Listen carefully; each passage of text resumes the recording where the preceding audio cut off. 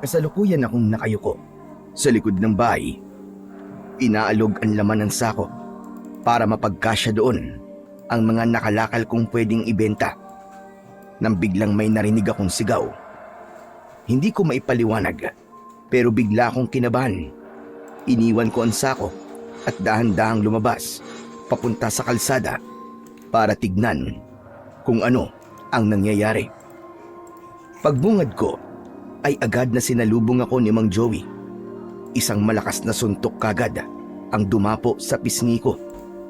Umikot ang paningin ko at napaatras. Hindi kagad ako nakapagsalita. Nalilito ako, naguguluhan. Hindi ko alam ang dahilan kung bakit bigla niya akong sinuntok. Hayop ka! Pati ang anak ko! Tatalunin mo! Panay ang mura niya sa akin. Halos sumabog na siya sa galit at gigil. Hindi ka na namili ng mamanyakin mong hayop ka. Ano ha? Hindi ka takot sa akin? Bastos! Teka, sandali lang po, Mang Joey. Ano po sinasabi niyo? Ano pong bastos? At nagmamaang-maangang ka pa ha? Ang kapal ng mukha mong busuan ng dalaga kong anak!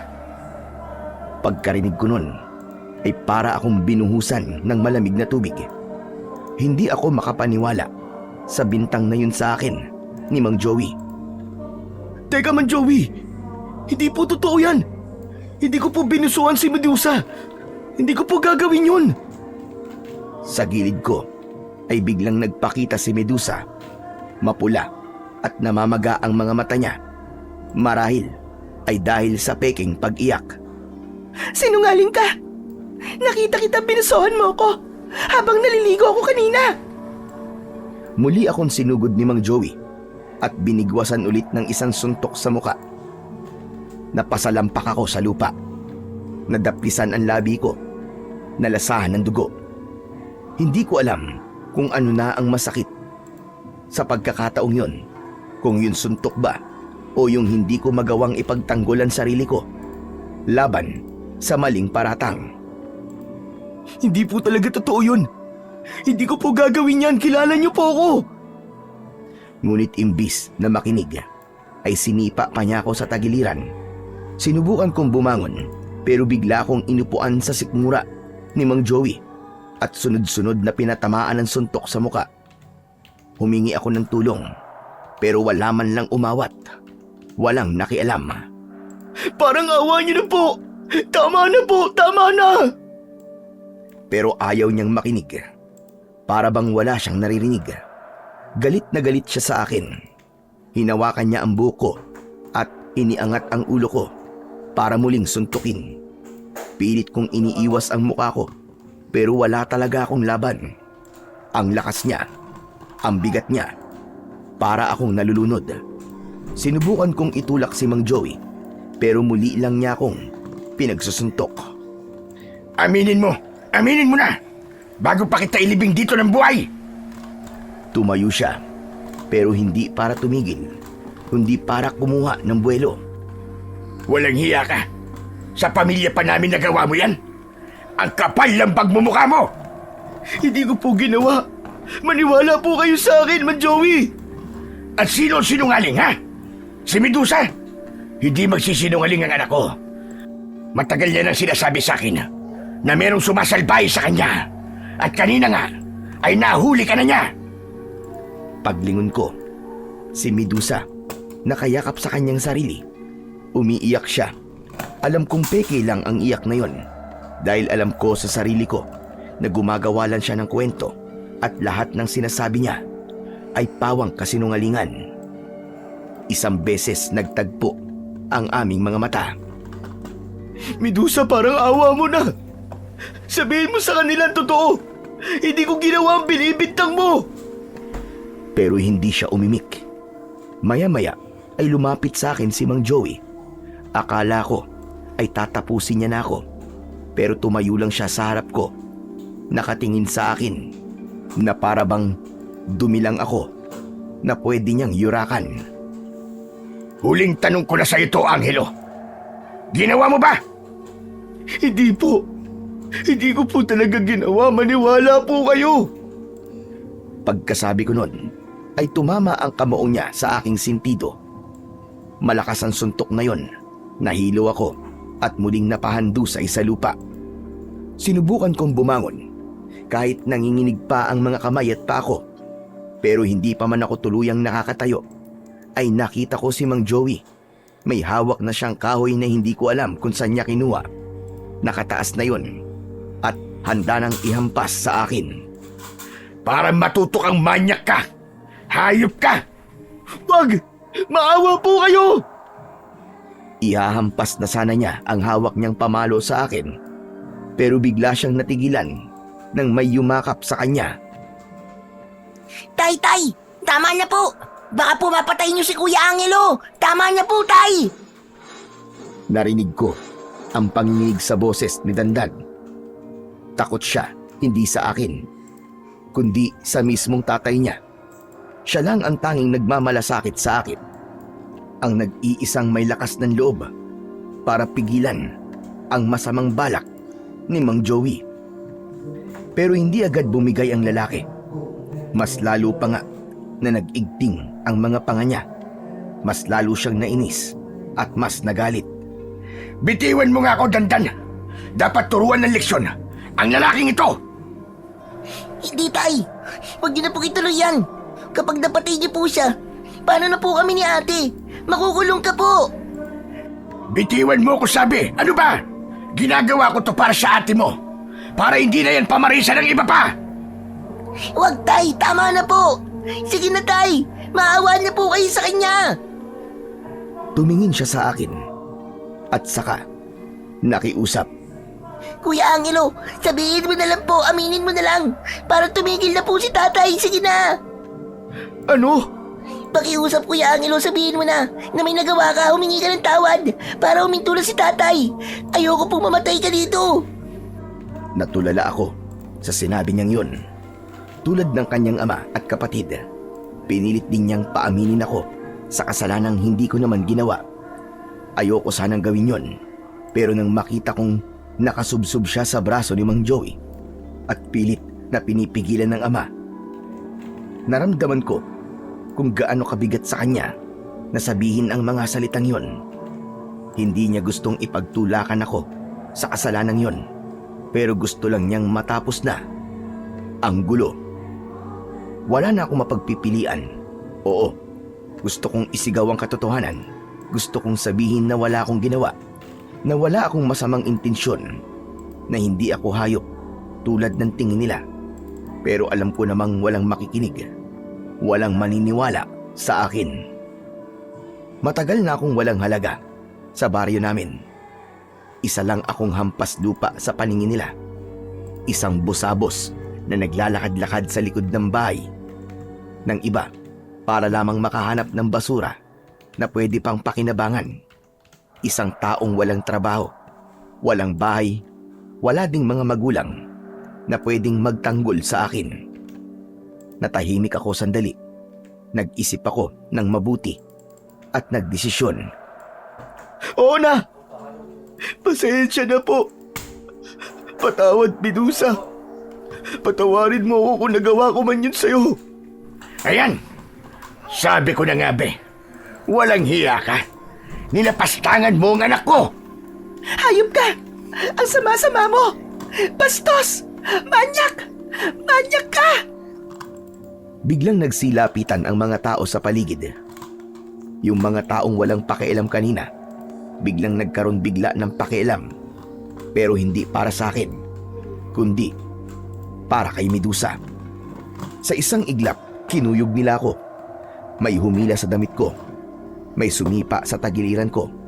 May pumalo sa mga paa ko gamit ang anumang bagay na mahawakan nila. Hindi ko na makilala kung sino sa kanila ang nakasakit sa akin. Nabibingi ako sa malalakas nilang mga sigaw. Lahat sila ay nakisawsaw at nakisumbat ng mga masasakit na salita at pagmumura. Para bang sabik na sabik silang saktan ako. Hindi ko na alam kung anong parte ng katawan ko ang mas masakit. Ang mukha ko, ang tagiliran ko, ang braso ko. Gusto kong sabihin na tama na, pero wala nang boses na lumalabas sa bibig ko. Tama na po yan! Tama na po! Huwag kang makialam dito, Dandan. Ano ba? Dapat lang yan sa kanya. Manyak siya! Manyak! Ang dapat dyan, ginugulpe! Matapos kong marinig ang pagtatalo ng mag-ate, doon na tuluyang nandilim ang paningin ko. Hindi ko na naramdaman kung may sumusuntok pa sa akin at hindi ko na rin alam kung humihinga pa ba ako ng maayos hanggang sa nawalan na ako ng malay. Hindi ko alam kung gaano katagal akong nawalan ng malay, pero pagmulat ng aking mga mata ay nakita kong nasa lilim na ako ng isang malaking punong kahoy.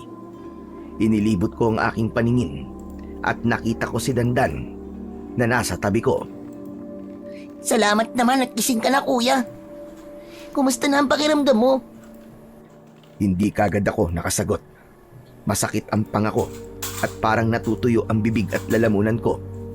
Nakita kong kumuha siya ng betadine at bulak mula sa supot na hawak niya. Dahan-dahan niyang nilinis ang sugat ko sa kilay at sa pisngi. Pero kahit maingat siya, napapasinghap pa rin ako sa kirot at hapdi. Dandan, bakit mo ginagawa to? Kasi, kasalanan ko kung bakit ka nabugbog ng matindi. Sorry, kuya. Ang akala ko kasi, na kapag umamin ka, ay titigil na si tatay. Hindi ko naman nakalain na aabot pa sa ganito. Sana hindi ka na lang pala umamin. Tama na. Tumigil ka. Medyo napataas ang boses ko. Kahit hirap akong magsalita. Napaatras siya ng konti. Para bang natatakot na baka saktan ko. Bakit ka pa nandito, ha? Hindi ko kailangan yan. Hindi ko kailangan ng tulong mo. Pero kuya, ayoko pong iwan ka ng ganyan. Baka po kasi mamatay ka eh. Hindi ako makakatulog. Kapag may isip kita, ayokong... Tama na sabi. Umalis ka na. Umalis ka na dito. Alam kong galit ka sa akin. At dapat lang naman na magalit ka. Pero hindi talaga kita pwedeng iwan ng ganito. Ayoko po may mangyaring masama sa inyo. Umalis ka na, Dandan. Masama akong tao, di ba? Hindi ka ba natatakot sa akin? Paano? Kung sa'yo ako magiganti, ha? Hindi mo po gagawin yun, kuya. Magkaibigan tayo, matagal na. Kilala po kita. Hindi ka masamang tao. Magkaibigan? Hindi tayo magkaibigan, Dandan. Kaibigan pa rin kita, kuya. Kahit galit ka sa akin ngayon. Hindi mo ba ako naiintindihan? Wala akong kaibigan na kahit sino. Lalo na pagkatapos ng nangyaring ito. Meron, kuya. At ako yun. Tigilan mo na ang pagiging mabait. Hindi bagay sa'yo, Dandan. Hindi bagay sa inyong lahat. Umalis ka na. Umalis ka na, Dandan. Bago pa kita magawa ng masama. Tatapusin ko na lang po yung panggagamot ko sa inyo. Ang lala po ng mga sugat nyo eh. Baka mamaya may infeksyon yan kapag pinabayaan natin. Pabayaan mo na ako. Wala kang pakialam. Kahit may infeksyon ng mga sugat ko. Ikaw na may sabi. Wala akong pake. Kaya wala rin akong naririnig. Ipinagpatuloy niya ang panggagamot sa mga sugat ko. Tahimik niyang dinampi-dampi ang mga bulak sa balat ko. Sinubukan kong igalaw ang braso ko para pilitin siyang itulak sana. Pero hindi ko maiangat ng maayos. Nangihina na talaga ako. Bakit ba ang tigas ng ulo mo? Hindi mo ako responsibilidad. Alam ko yun. Pero gusto pa rin kitang tulungan. Bakit? Kasi mabait ka sa akin nun eh. Ikaw yung nagtatanggol sa akin kapag binubuli ako ng mga bata. Hindi ko makakalimutan yun, Kuya Angelo. Kung ganun, bakit mo ako ipinahamak? Dahil tanga ako at natakot ako. Akala ko talaga titigil na sila kapag umamin ka. Pero mali. Mali pala ang ginawa kong yun. Oo, nagkamali ka. At ako nagdusa. Alam ko, kuya. Kaya nga bumabawi ako sa iyo eh. Kaya hindi ako aalis dito hanggat hindi ka okay. Kahit itaboy kita, Kahit sigawan mo pa ako, kahit anong sabihin mo, hindi kita iiwan dito. Hindi ka ba talaga natatakot sa akin? Hindi, Kuya Angelo. Bakit naman ako matatakot sa'yo? Muli niyang ipinagpatuloy ang pagdampi ng bulak sa aking mga sugat. Napatitig ako sa kanya. Sa inosente niyang muka. Alam ko, totoo ang sinabi niya. Wala siyang alam. Hindi niya alam kung paano tumakbo ang isip ng mga matatanda. At hindi niya alam kung gaano sila kasama. Konti na lang to, Kuya. Tiisin mo na, ha? Ramdam ko ang sinseridad sa tinig niya. At sa kanyang mga mata, nakita ko na nagmamalasakit talaga siya sa akin. Yung mukha niya puno ng awa at pagkabahala. Hindi peke. Ayan, tapos na itong nasa mukha mo, Kuya. Yung sa mga braso mo naman. Huwag na, Dandan.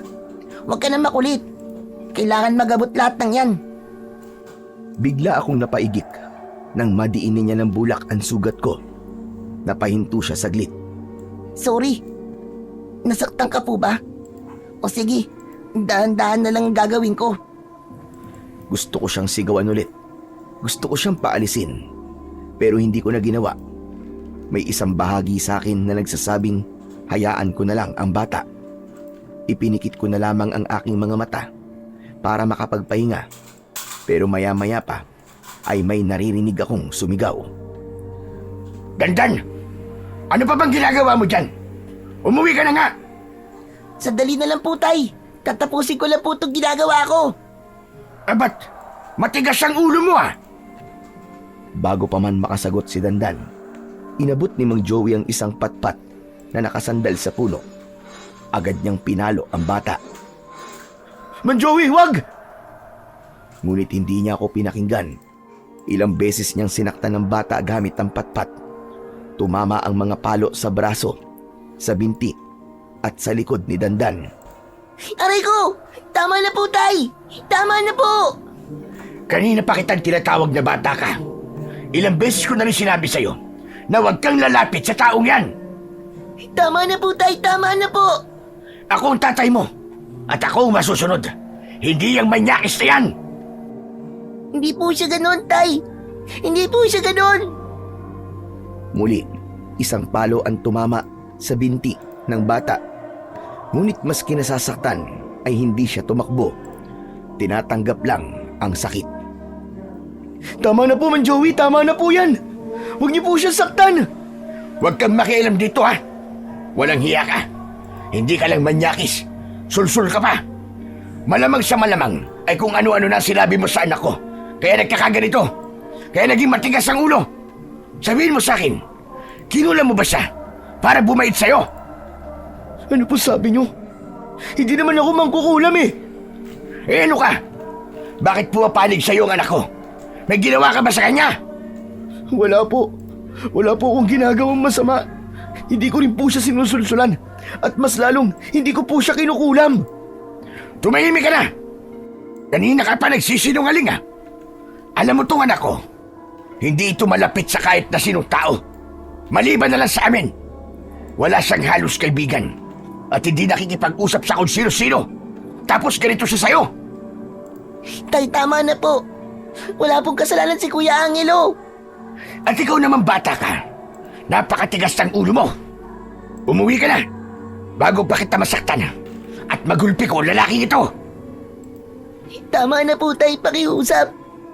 Tama na po. Sa sandaling yon ay nasaktan ako. Hindi para sa sarili ko, kundi para kay Dandan.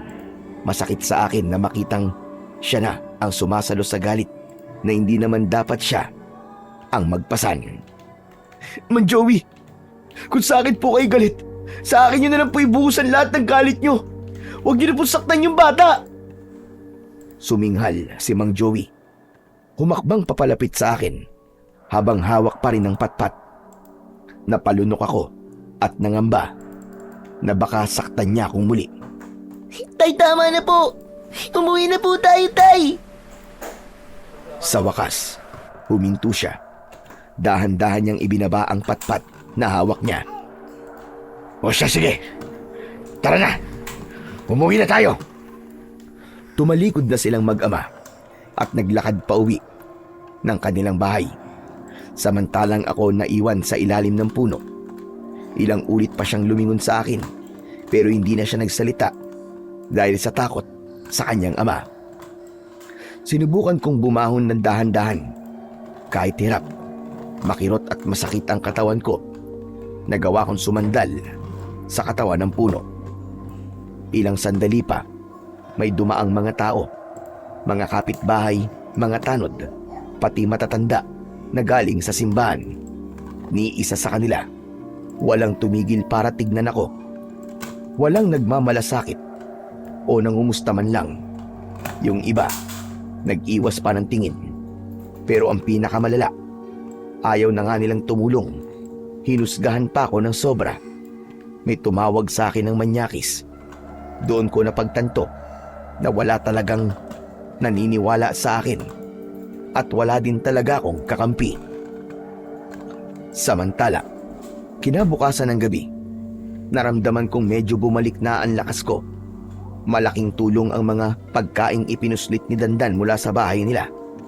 Tahimik lang niyang iniwanan yon sa tabi ko. Tapos aalis agad bago pa siya mahuli ng tatay niya. Tinanggap kong lahat yon at kinain dahil alam kong kailangan kong lumakas. Kailangan kong mabuhay. Sinubukan kong tumayo kahit nanginginig pa rin ang mga tuhod ko. Ay nagawa ko. Nagawa ko ring makakbang ng dahan-dahan. Tapos ay biglang umambon. Kailangan kong makahanap ng masisilungan bago pa lumakas ang ulan. Gabi noon, tahimik ang buong baryo.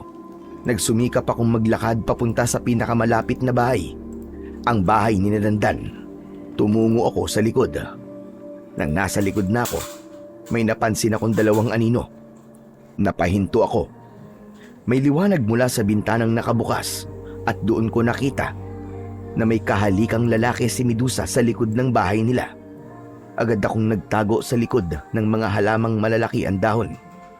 Ayokong makita nila ako dahil baka mag-imbento na naman sila ng kwento na ako na naman ang masama. Maya-maya ay narinig kong nagsalita si Medusa. Mabuti na lang talaga at naisip kong yung lalaki na yun ang ituro ko na namboboso sa akin. Ikaw kasi, hindi ka nag-iingat. Mabuti na lang at hindi ka nakilala ni tatay nung dumaan ka dito sa bahay. Bigla akong nainis nang marinig ang mga salitang yon. Ako pala ang ginawa niyang panangga sa kahihiyang ginagawa nila. Walang konsensya ang babaeng yon. Hinayaan niya akong saktan na halos patay na sa kasalanang sila mismo ang may gawa. Mabilis na uminit ang ulo ko. Gusto kong lumabas, sumugod at isumbat sa kanila ang ginawa nila sa akin. Pero bago pa ako makalabas sa aking pinagtataguan, narinig ko ang boses ni Dandan. Ate, totoo ba lahat ng narinig ko? Dandan, teka bakit ka nandito? Bakit ka nakikinig sa usapan ng matatanda ha? Yung tanong ko ang sagutin mo, ate. Eh narinig mo na eh. Alangan naman bawiin ko pa. O ano ngayon? Ang sama mo, ate. Mali lahat ng ginawa mo. Bakit mo dinamay si Kuya Angelo? Mabait na tao yun. Hindi niya deserve yun. Hoy, ano ba sinasabi mo? Pwede bang manahimik ka? Wala kang alam. Huwag mo akong turuan kung ano ang tama at mali. Pero ate, sinaktan nila yung tao dahil sinungaling ka. Eh ano nga ngayon? Anong pakialam ko? Isusumbong kita, ate. Isusumbong kita. Eh di magsumbong ka. Bakit sa tingin mo ba? Maniniwala sa'yo si tatay? Akala mo ba ay papanigan nila yung pulubi na yon? Hindi kakampi sa inyo si tatay. Maniwala ka sa akin. Pero susubukan ko pa din. Kailangan malaman ng lahat ng totoo. Tumigil ka na nga. Bakit mo ba'y pinagtatanggol yung walang kwentang taong yon? Isa na siyang patapon. Dapat nga, lumayas na siya dito sa baryo eh. Para mabawasan na mga dugyot dito. Sobra ka naman, ate. Kung tutusin, mas madumi ka pa sa kanya. Kadalaga bang tao, nandito ka sa dilim kasama lalaki niyan. Wala kang hiya. Talagang isusumbong kita. Abat, bastos kang bata ka. Hindi na ako umalis sa pinagtataguan ko. Nakayuko lang ako sa likod ng halaman. Pinapanood ang pagtatalo ng magkapatid. Galit na galit si Medusa. Halos mapasigaw na. Si Dandan naman ay nanatiling matatag at parang hindi natatakot. Hindi siya umatras at pinanindigan kung ano ang alam niyang tama. Habang nagtuturuan sila, biglang tumakbo na lang yung lalaki na nasa tabi ni Medusa. Para bang takot na mabuking. Pagkaraan ng ilang segundo, bumuhos bigla ang malakas na ulan. Nagunahan si Medusa at Dandan pabalik sa loob ng bahay. Agad silang nagsara ng pinto at mga bintana. Upang hindi mabasa ng ulan, lumapit ako sa may gutter ng bahay nila. Doon ako sumiksik. Kahit paano ay hindi ako gaanong nabasa doon. Makitid lang ang espasyo, pero mas pipiliin ko yun kesa ang mabasa ng ulan. Patitilain ko lang ang ulan. Mamaya aalis na rin ako dito sa baryo. Bahala na kung saan ako mapadpad. Tahimik akong naupo. Niyakap ko ang aking sarili para hindi masyadong lamigin.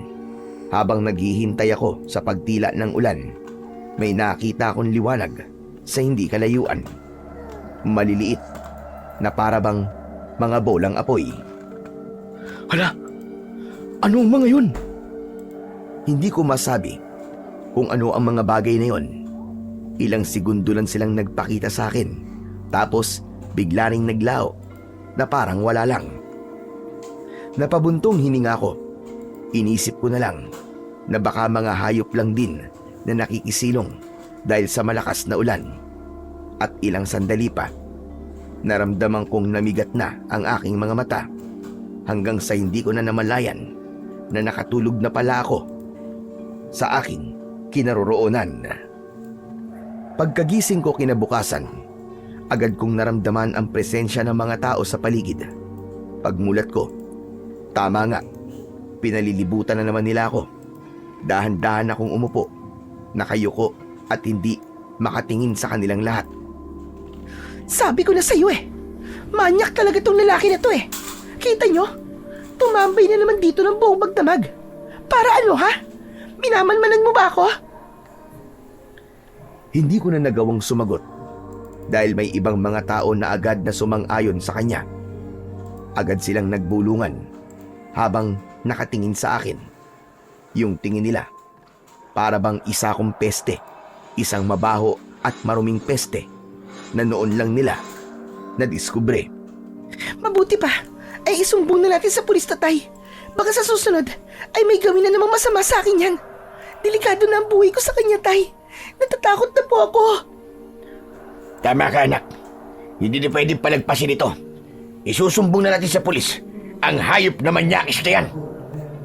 Sandali lang po. Wala naman po akong ginagawang masama. Nakisilong lang po kagabi dahil malakas po ang ulan. Wala na po akong ibang mapupuntahan eh. At ito po ang pinakamalapit na pwede kong silungan. Palusot ka pa eh. Kung talagang wala kang masamang intensyon, bakit dito ka pa sumilong? Dito pa mismo sa likod ng bahay natin.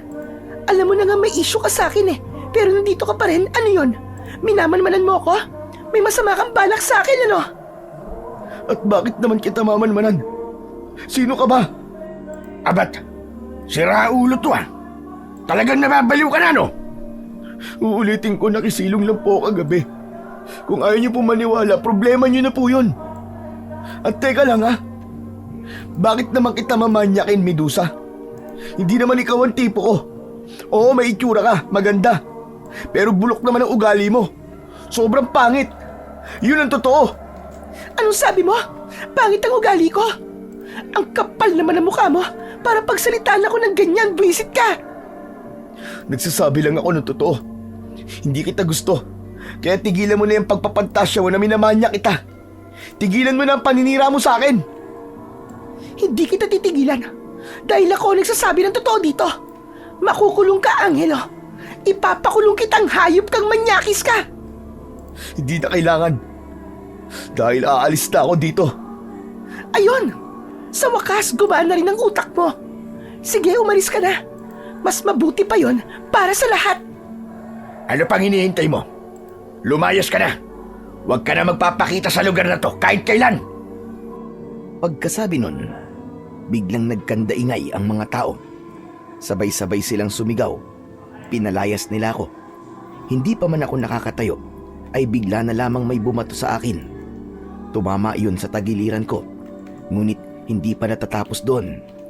May bumato din ng putik sa aking muka. Tumayo ako ng dahan-dahan.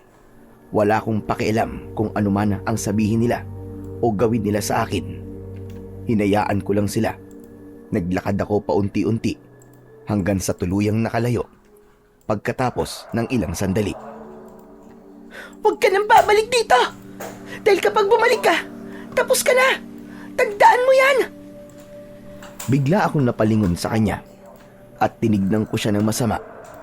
Hindi ko na rin kasi makontrol ang inis at pagkapikon ko sa kanya.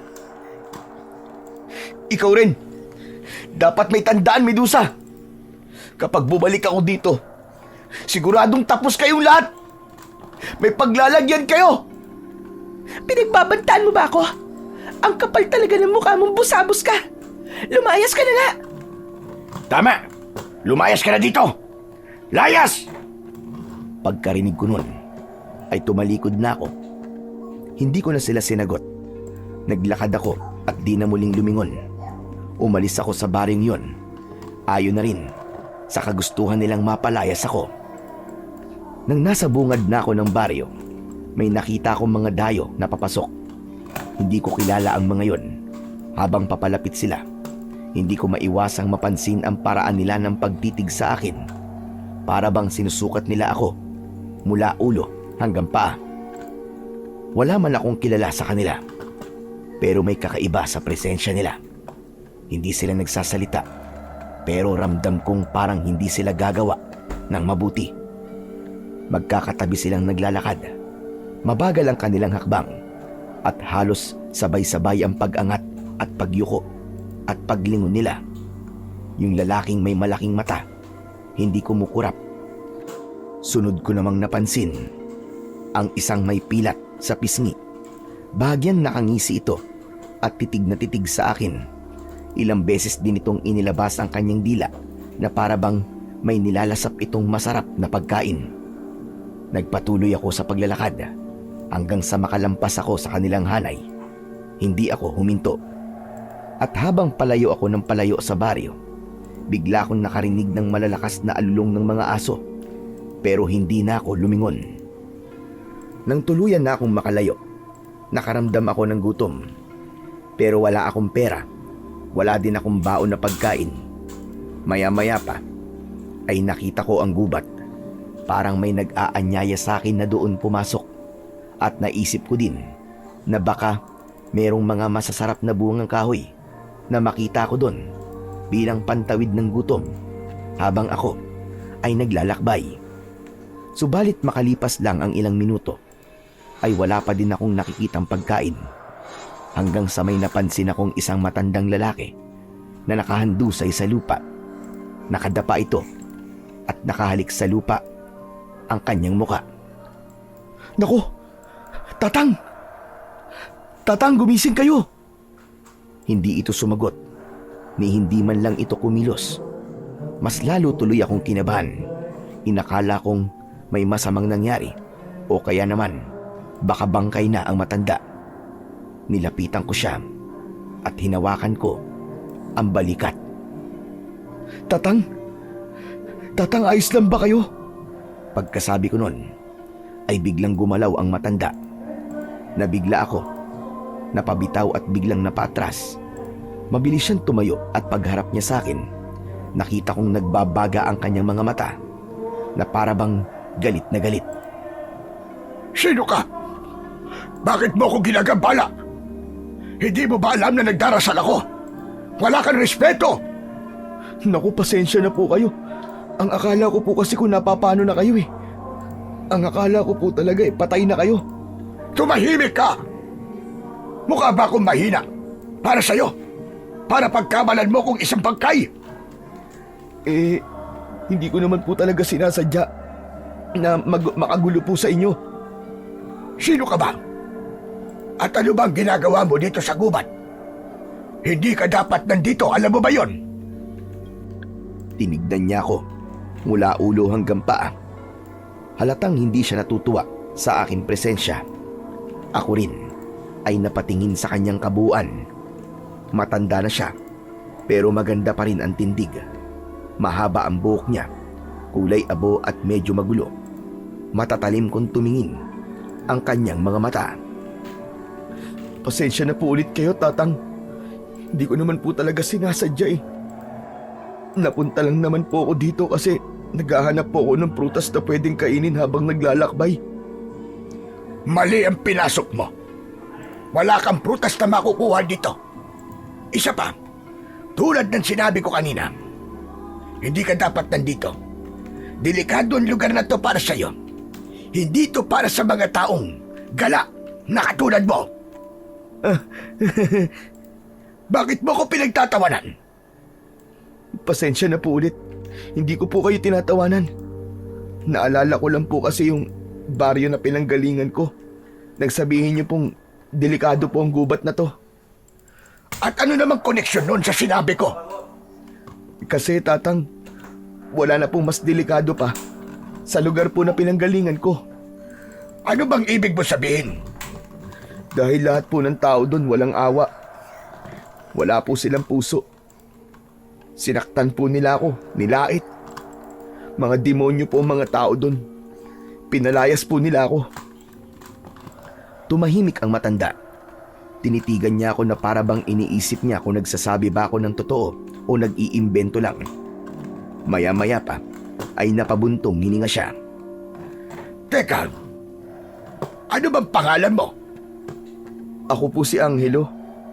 Kayo po, Tatang. Severino.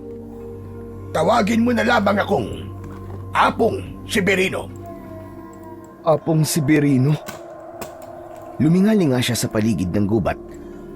Saka bumalik ang tingin niya sa akin. Ano ba talaga nangyari sa'yo? Dito ka ba talaga napunta? O napadpad ka lang?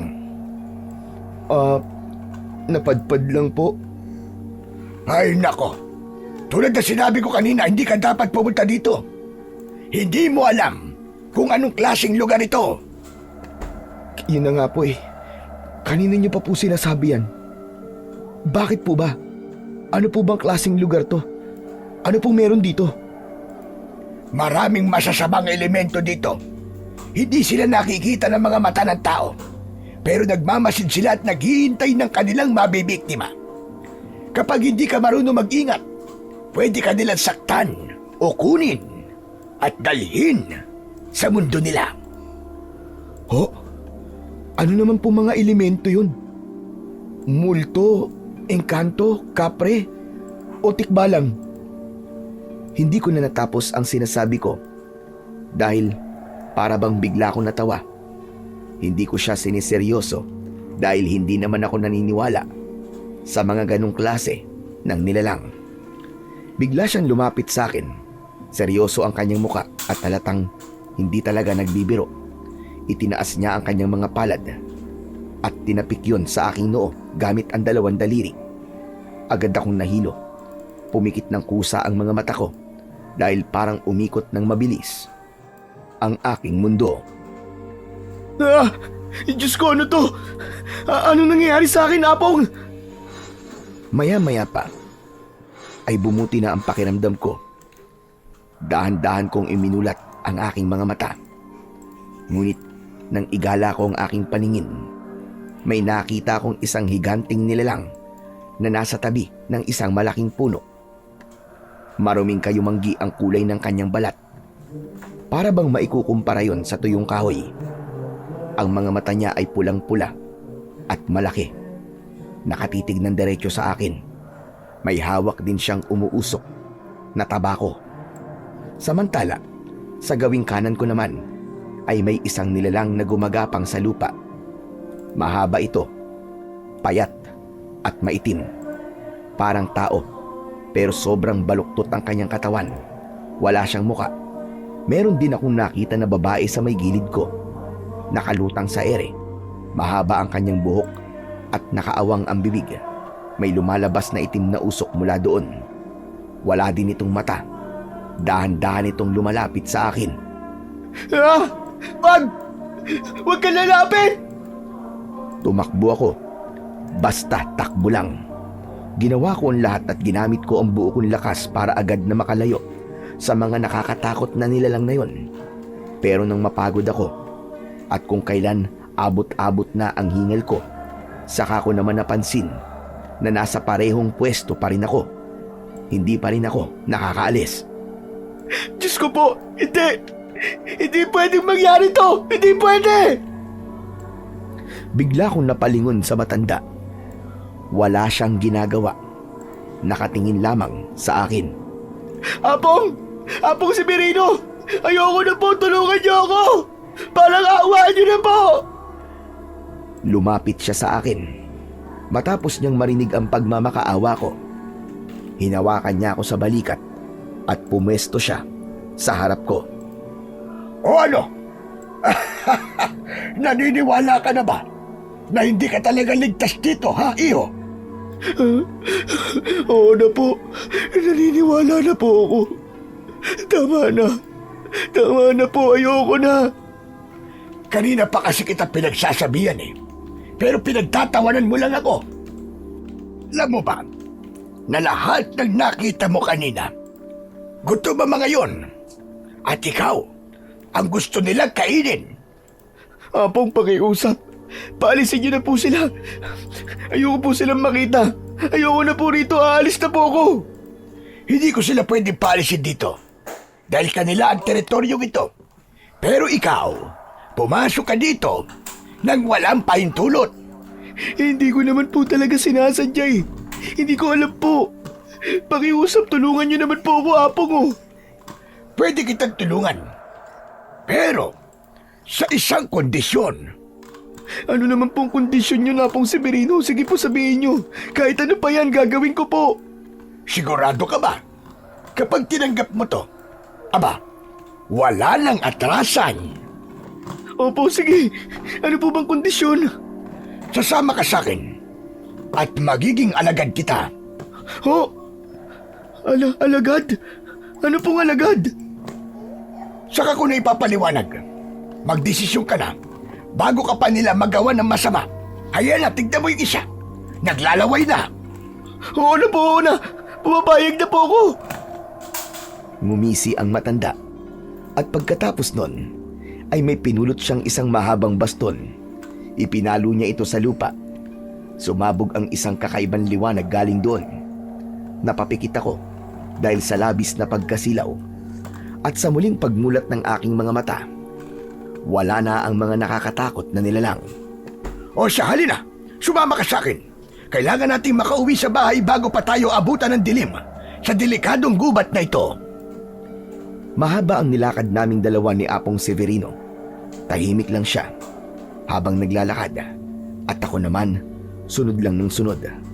Makulimlim na ang langit nang magsimula kaming umakyat sa mabatong daan. Hindi ko alam kung saan niya ako dadalhin, pero mukhang malayo-layo pa kami. Pagdating namin sa itaas ng matarik na parte ng bundok, doon kami tumigil. May nakita kong isang malaking kuweba na may nakasabit na 2 sulo sa may bungad. Narito na tayo. Totoo ba? Ito po ba ang bahay niyo? Oo naman. Bakit? May problema ba? Wala naman po. Pero ngayon lang po kasi ako nakakita ng ganito. Hindi ka makapaniwala na may tao pa palang nakatira sa kuweba, ganun ba? Opo. Alam mo, marami pang katulad ko na nakatira sa mga ganito, pero hindi lang nagpapakita sa mga tao. Talaga po. Ang akala ko po kasi wala na po nakatira sa mga kuweba kasi moderno na po ang panahon at saka... Akala mo lang yun, iho. Pero kung ako ang papipiliin, mas gusto kong sa kuweba nakatira kaysa sa mga kubo sa kapatagan. Dito kasi, mas tahimik at walang nakikialam sa akin. Nauna siyang pumasok at sumunod ako. Madilim sa loob. Wala ako halos makita. Maya-maya pa ay sinindihan niya ang mga sulo na nakadikit sa dingding ng kuweba. Doon ko palang nakita ang kabuuan ng lugar na yon. May isang malapad na papag. May ilang mga gamit siya sa loob. Mga palayok, kahoy na upuan, mesa at iba pa. Pero ang nakatawag ng pansin sa akin ay yung mga nakasandal na iba't ibang mga armas. May mga itak, punyal, sibat, pana at iba pa. Meron ding ilang mga kwintas na maayos na nakasabit. Nakahilera ang mga ito sa iisang hanay. Ang mga kwintas ay may iba't ibang mga palamuting bato. May mga bote din na may lamang kung ano-anong mga likido. Kumilos ang matanda. Kabisadong-kabisado niya ang loob ng kuweba. Iinitin ko lang ito mga pagkain natin. Diyan ka na lang muna. Tumango ako. Pagkatapos ay kinuha niya ang isang palayok na may nakaimbak na nilutong pagkain. Hindi ko alam kung anong klaseng pagkain yon. Pero mabango. At mas lalong mabango nang initin niya yon sa apoy. Halika na. Kumain na muna tayo bago matulog. Salamat po, Apong. Pero matanong ko lang po, ano po ba ang pagkain to? Yan ay isang uri ng bungang ugat. Madalas tumubo yan dito sa bundok. Isang simpleng pagkain lang, pero mabisang makapagpalakas ng katawan. Tumingin ako sa kaldero. May laman itong halos kahawig ng kamuting kahoy, pero mas mapino at mas malambot ang itsura.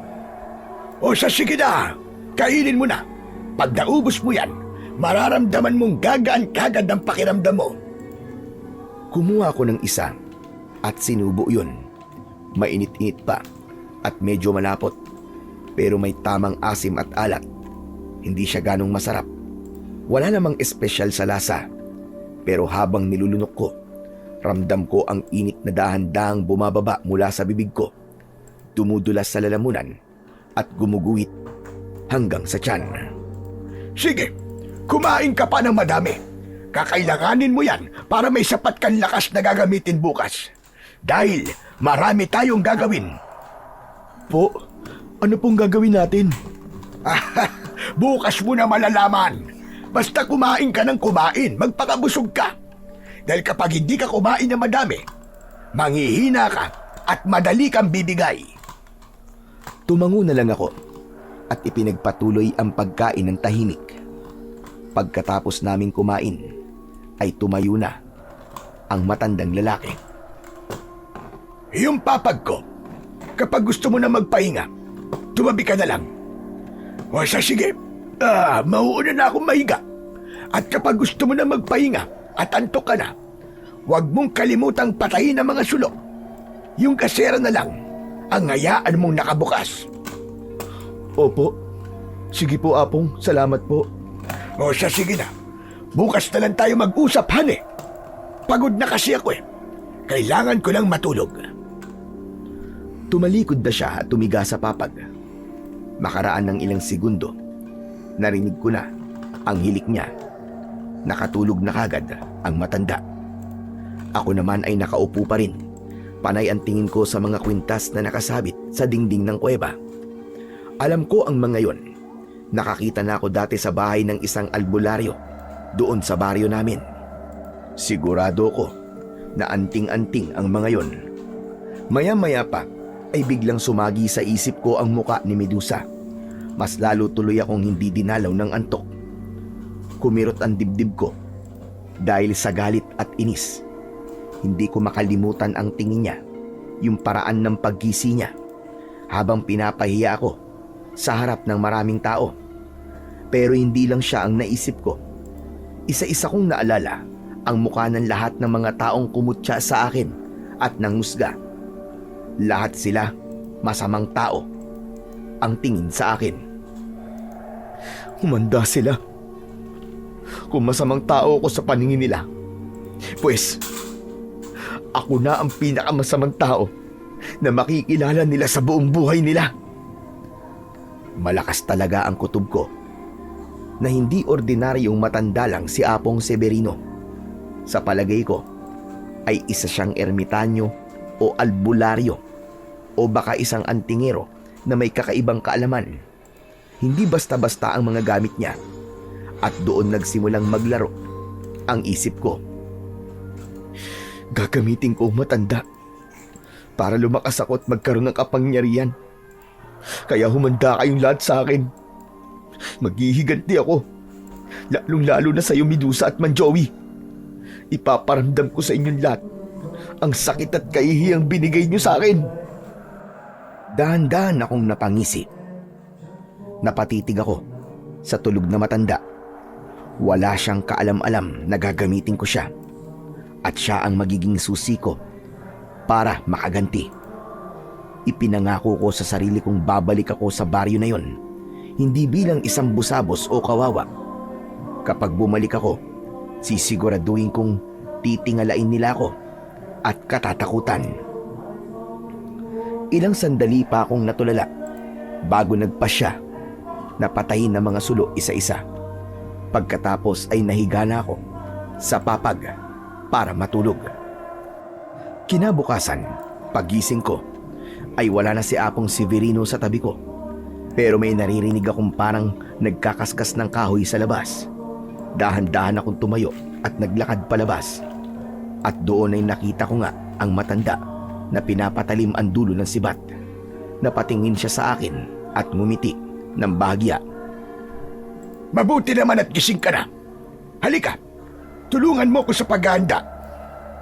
Apong, para saan po ang mga sibat na yan? Mga ngaso tayo mamaya. Gagamitin natin ito para makapanghuli ng hayop. Mga ngaso po tayo? Pero hindi po ako marunong ng ganun, Apong. Sundan mo na lang ako. Gawin mo lang kung ano ang iuutos ko at makakahuli tayo panigurado.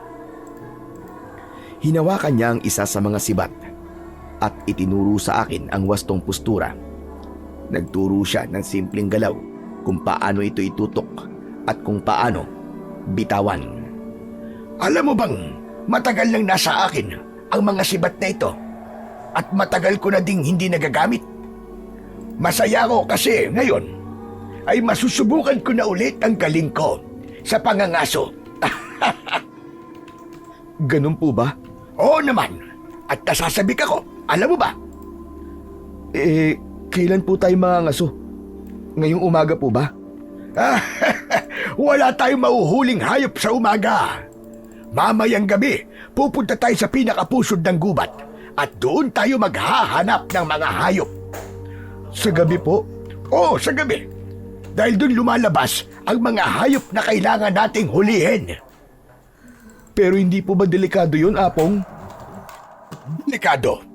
Kung hindi ka marunong. Kaya nga tinuturuan na kita ngayon. At alam mo kung ano ang tamang galaw. At para alam mo kung paano ang tamang panguhuli. Ngumisi siya sa akin. Tapos muli niyang itinaas ang hawak na sibat. Tignan mo. Kailangan ay alam mo kung paano kalkulahin ang tamang distansya ng pagbato mo nitong sibat. At saka kailangan ay kilala mo ang target mo. Hindi pwedeng pabara-bara. Gusto mo ba subukan? Pwede naman po. O sige, heto, kunin mo ang sibat. Gusto kong patamaan mo yung puno ng saging na yun. Yan lang po, Apong. Aba, basic lang po sa akin yan. O siya. Sige, gawin mo nga. Hinawakan ko ang sibat. Medyo may yabang pa dahil pakiramdam ko madali lang yon. Huminga ako ng malalim, umatras ng konti, tapos ay pumuesto. Madali lang to. Kayang-kaya ko to. Ibinato ko ang sibat ng buong lakas. Pero tumama lang yun sa lupa. Hindi umabot sa kalahati ng distansya. Para lang akong naghagis ng patpat. Ay, sus! Yan ba ang sinasabi mong basic? Sandali lang po. Baka mali lang po siguro ang anggulo. Hindi anggulo ang problema mo, iho. Kulang ka sa kontrol. Sobrang lakas ng bitaw mo, pero wala naman sa ayos. Saka, nahahaluan ng kayabangan mo. Napakamot ako sa ulo sa sinabing yun ni Apong Severino. at medyo napahiya ako sa matanda. Apong, pwede pong isa pa? O sige, pero bago ka maghagis, tandaan mo muna yung sinabi ko sa'yo. Huwag puro lakas. Kailangan mong mag-focus. Pinulot ko ang sibat mula sa lupa at bumalik sa pwesto ko kanina. Tapos ay tinignan kong maigi ang puno ng saging. O sige, mag-focus ka. Isipin mo, kunwari yung saging na yan, yung pinakamasama mong kaaway. Sandali akong pumikit. Pilit na pinakalma ang sarili ko. Tapos pagmulat ng mga mata ko, hindi na saging ang nakikita ko, kundi si Medusa. Siya talaga yung naisip ko ng mga oras na yon. Nanggigigil ako, lalo na at nakita ko yung tingin niyang mapanlait, yung ngising halos ng uuyam. Tapos nakataas din ang kanyang kilay na parabang ng aasar. Hinagis ko na ulit ang sibat. Mas maayos na ang bitaw ko. Mas diretso, pero hindi pa rin umabot. Mas malapit na nga lang ng kaunti. Pero kahit ganon, parang bigla kong narinig yung malakas na tawa ni Medusa. Yung tawa na parabang sinasabi niya sa akin na wala talaga akong kwenta. Naikuyom ko ang mga kamao ko dahil sa inis at pagkapikon. Magaling! Kahit paano, ay may progreso ang pangalawang bitaw mo. Hindi po. Ayoko ng ganyan. Apong, baka meron kang mahika na inilagay dyan sa sibat kaya hindi tumama. Gusto mo akong pahiyain, di ba? Ano ba sinasabi mo? Wala akong ganyang intensyon iyo. Pero bakit tayo tumama? Puno lang yan, oh. Hindi gumagalaw. Pero bakit hindi ko matamaan? Hindi. Ayoko na. Niloloko mo ako. Ano ba sinasabi mo? Bakit ko naman gagawin yon? Para ipahiya ako. At ano namang mapapala ko? Kung mapapahiya ka, wala naman, hindi ba? Nandito ako para turuan ka. Kung yan simpleng pagbato lang ng sibat, sinusukuan mo na. Ano pa kaya ang kaya mong gawin? Natahimik ako sa sinabing yun ni Apong. Kailangan mo lang magtiyaga, Angelo. Makukuha mo din yan. Huwag kang magmamadali. Naiinis po kasi ako eh. Ba't parang ang hirap? Mahirap naman talaga yan eh. Sino ba nagsabing madali? Nung bata ako, ganyan din ako sa'yo. Hindi ako makatama. Pero nag-ensayo ako ng madalas hanggang sa nakuha ko na din. At mula nang makuha ko ang tamang galaw at teknik, naging madali na sa akin ang lahat. Talaga po? Oo naman. Saka natural lang naman na ganyan kapag nagsisimula. Umupo siya sa isang bato. Marahang ipinatong ang kamay sa tuhod. O sige, subukan mo nga ulit. Isa puso mo ang pagbato. Mag-focus ka ulit. Pero Apong, hindi ko po alam kung kaya ko. Huwag ganyan. Kailangan mong maniwala na kaya mo. Sige po. Susubukan ko po ulit. O siya, sige. Ngayon, huminga ka muna ng malalim. Tapos linisin mo ang isip mo. Kalimutan mo muna ang galit at inis na nariyan sa puso mo. Basta, tignan mo lang ang puno ng saging. Dahan-dahan kong iniangat yung sibat. Gaya ng turo ni Apong Severino. Huminga ako ng malalim. Inalis ko sa isip ko si Medusa, si Mang Joey, at lahat ng taong bumastos at nang alipusta sa akin. Para sa sandaling yon, ako lang at yung puno. At sa isang iglap, ibinato ko ang sibat.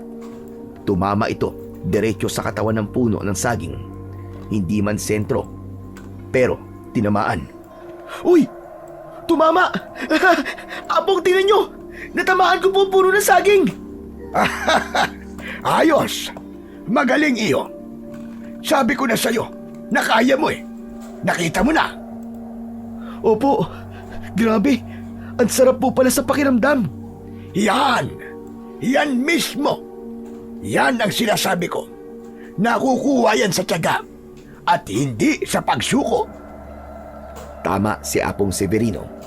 Kailangan lang talaga ng tiyaga, ng focus.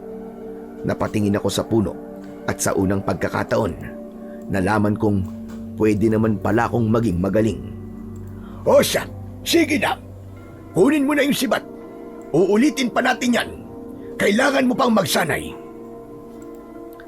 Sinunod ko ang utos niya at habang papalapit ako sa puno, napapangiti ako. Sa isip ko, para bang may maliit na boses na nagsasabing kapag natutunan ko lahat ng mga yon, humanda silang lahat sa akin. Pagbalik ko sa pwesto, nakita kong tahimik lang si Apong, pero halata sa ngiti niya na natuwa siya sa naging progreso ko. Apong, handa na po ulit ako. Ayos yan. Sige, isa pa. Mag-focus ka ulit. Pakiramdaman mo yung hangin. Tapos ay sukatin mo yung layo ng target. Bigla siyang lumapit sa akin. Tapos itinuro niya sa akin kung paano dapat tumayo, sa kung paano iikot ang pulso bago bitiwan ang sibat. Inulit namin yon ng paulit-ulit. Minsan lumalampas, minsan naman nadadapisan. Habang tumatagal, medyo sumasakit na ang mga braso ko, pero hindi ko ininda hanggang sa unti-unti na master ko na ang pagbato at natamaan ko na rin yung puno ng ilang beses. Sabi ng matanda, magaling daw dahil mabilis akong matuto. Hanggang sa bandang hapon, pinahinto na ako ni Apong. Tama na muna. Magpahinga ka na para may sapat na lakas ka mamaya. Agad kong itinabi ang sibat, tapos pinunasan ko ang pawis sa aking noo. Ngayon ko lang naramdaman na gutom na ako. Pumasok kami sa loob ng kuweba. Kumuha si Apong ng ilang nakolekta niyang bungang ugat at nilagay niya sa isang maliit na palayok. Sinindihan niya ang apoy at matapos ang ilang minuto, naamoy ko ulit yung mabangong singaw. Matapos pa ang ilang minuto, naghain na ang matanda. Alam kong pagod ka. Heto, kumain muna tayo para bumalik ang lakas mo. Maraming salamat po, Apong. Hanga ako sa iyo, iyo. Unang araw mo lang, pero nagawa mo na ang lahat ng pinapagawa ko sa iyo. Dahil po sa inyo, Apong, kung di niyo po ako tinuruan, baka hindi ko pa rin po maibabato ng maayos yung sibat. Akala ko nga po, madali lang po yun eh, pero hindi pala. Yan ang problema talaga sa ibang kabataan. Akala nila lahat ng bagay ay madali. Pero sa totoo lang, madami pa kayong hindi alam. Marami pa kayong kakaining bigas. Tama po kayo. Pero kanina talaga, Apong, akala ko po niloloko niyo lang ako eh. Kaya hindi po ako makatama eh. Hindi kita lolokohin, iyo. Ang gusto ko lang, kailangang matuto ka sa tamang paraan. Yung walang shortcut. Kahit gaano pa tayo kadesperado. Napatingin ako sa kanya. Parang tumagos yung huling sinabi niya. Hindi niya alam kung gaano ko kadesperado na balikan lahat ng nagkasala sa akin. Sige na, kumain ka na kumain. Ubusin natin lahat to kasi may lakad pa tayo mamaya. Tuloy po ba yung pangangaso natin mamaya? Abay, syempre naman. Kaya nga tayo nagsanay, di ba? Apong, bakit po kayo nangangaso pa? Matanda na po kayo. Hindi po ba delikado para sa inyo? Delikado syempre. Pero trabaho ko yun, iyo. Hanggat nabubuhay ako, hindi ako pwedeng tumigil. Ganun po? Oo! Ano po ba yung mga dati yung mga nauhuli? Mga malalaking ibon, mga baboy ramo, aso, bayawak, at mga pusang gala. Pati po pusa at aso? Grabe naman po kayo. Wala kayong pinapalagpas. Hindi mo pa maiintindihan ngayon. Pero mamaya, mauunawaan mo rin. Hindi naman ako pwedeng mamili ng uhulihin eh. Kung ano nandoon, yun ang tatargeting ko. Basta ako, Apong, hindi po ako papatay ng pusa at aso ah. Nakakaawa naman po eh. At saka, hindi naman natin makakain ng mga karne nun eh. Teka, huwag niyo pong sabihin na kumakain po kayo ng ganun. Napailing siya. Para bang natatawa, pero seryoso pa rin ang muka. Hindi ako kumakain sa mga huli ko. Bawal talaga silang kainin dahil may kamandag o lason ng kanilang laman. Kapag sinubukan mo kahit isang beses lang, tapos ang buhay mo, tigok ka. Ah, ganun po ba? Akala ko kaya po tayong mga ngaso ay para po may maiuulam tayong karne bukas. Pasensya ka na iyo. Hindi pagkain ng pakay natin mamaya. At saka, baka kapag nakita mo yung huhulihin natin mamaya baka hindi mo rin gustuhin kainin. Bigla kong kinilabutan kahit hindi ko pa alam kung ano ang tinutukoy ng matanda. Apong, ano po ba kasi talaga yung huhulihin natin? Sandaling tumahimik si Apong Severino. Iniangat niya ang sibat, parang sinusukat ang dulo nito kung gaano katulis. Basta, kumain ka lang ng kumain dyan. At pagkatapos ay magpahinga tayo. Tapos ay lalakad na tayo mamaya. Hindi na ako sumagot. Pinagpatuloy ko na ang pagkain. Asa nga pala, mamaya kapag nasa gubat na tayo, Angelo, wag na wag kang hihiwalay sa akin kahit na ano pa ang mangyari. Kasi kapag napahiwalay ka sa akin, baka hindi ka na makabalik. Baka mapahamak ka. Ho? Ganun po ba kadelikado? Oo, mas delikado pa sa iniisip mo. Wala po kayong dapat na ipag-alala, Apong. Buo po ang loob ko sumama sa inyo. At hindi ako hihiwalay kahit na ano po ang mangyari. Mabuti kung ganon. Mabilis na lumipas ang mga oras. Agad na nag-aya si Apong Severino nang kumagat na ng tuluyan ang dilim. Naglakad kami ng tahimik sa loob ng gubat. May dala kaming mga sulo na siyang nagbibigay sa amin ng liwanag sa paligid. Pagkalipas ng ilang minuto, huminto si Apong Severino. Tila ba nakikiramdam sa paligid. Teka, sandali lang. May naririnig ako. Tahimik akong nakinig.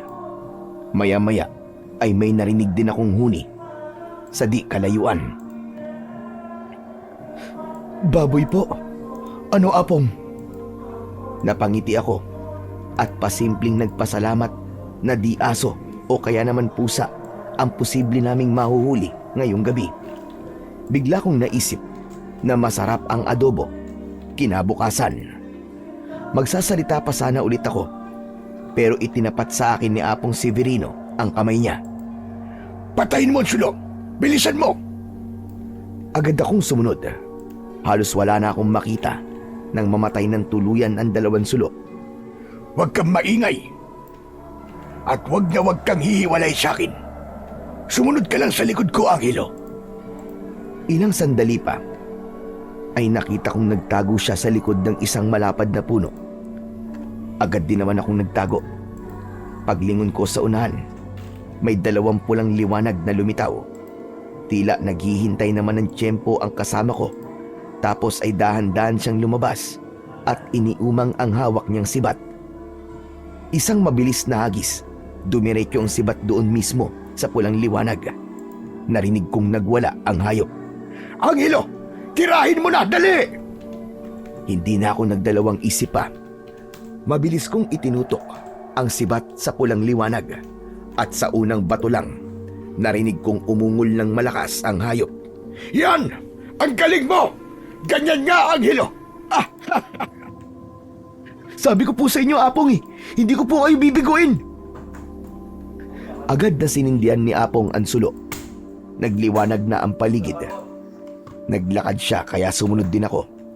Ngunit habang papalapit kami sa tinamaang hayop, unti-unti kong nakita ang tunay na anyo ng hinuli namin. Hindi ito baboy ramo, kundi isang nilalang na may baluktot na pangangatawan. Parang tao, pero mukha ding hayop na mabangis. May matatalas itong mga pangil at mahahaba ang kanyang mga kuko. Itim ang kulay ng kanyang balat. Diyos ko! Apong, ano po yan? Hindi sumagot kagad si Apong Severino. Nakatingin lang siya sa akin. Sinusuri ang kabuuan ng nilalang. Ganun na rin ang ginawa ko. Nang tuluyang makita ko ang mukha nito, napalunok ako.